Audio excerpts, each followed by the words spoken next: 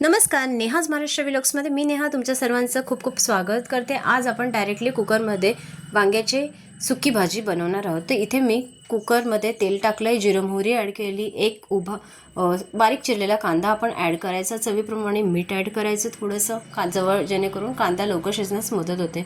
त्यानंतर एक मीडियम साईजचा टोमॅटो बारीक चिरून घेतला, तो आपण ॲड केलेला आहे याच्यामध्ये।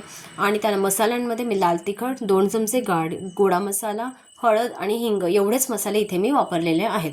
जर तुम्हाला जास्त झणझणीत करायचे असेल तर इथे तुम्ही तिखट अजून 1 चमचा ॲड करू शकता। आता हे मसाले व्यवस्थित कांद्यावर परतवून घ्यायचे। त्यानंतर वांग्याच्या अशा मी फोडी करून घेतल्या होत्या बारीक साईजमध्ये।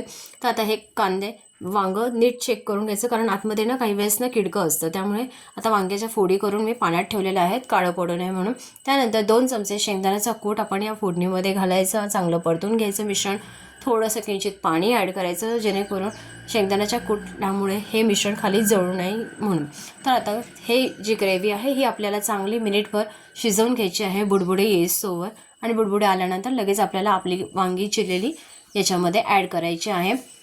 आणि तुम्हाला जर भाजीला जास्त प्रमाणात रसा द्यायचा असेल तर थोडंसं पाणी याच्यामध्ये वाढीव करून ठेवू शकता। पण मला आता ही भाजी ना थोडी सुकीच करायची होती डब्यासाठी, म्हणून मी इथे पाणी थोडंसंच टाकून घेणार आहे। आणि चवीपुरतं आपल्याला शेवटी मीठ घालून कुकरच्या 1 शिट्टी आपल्याला इथे काढून घ्यायची आहे झाकण बंद करून। तर आता ही भाजी तुम्ही डब्यालासुद्धा देऊ शकता, घरातसुद्धा तुम्हाला जर खायची असेल तर तुम्ही तशी करू शकता, लहान मुलांना डब्यामध्ये वगैरे।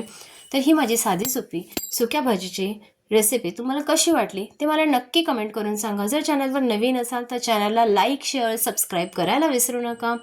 Thank you so much. भेटूयात परत दुसऱ्या व्लॉगमध्ये, तोपर्यंत बाय बाय।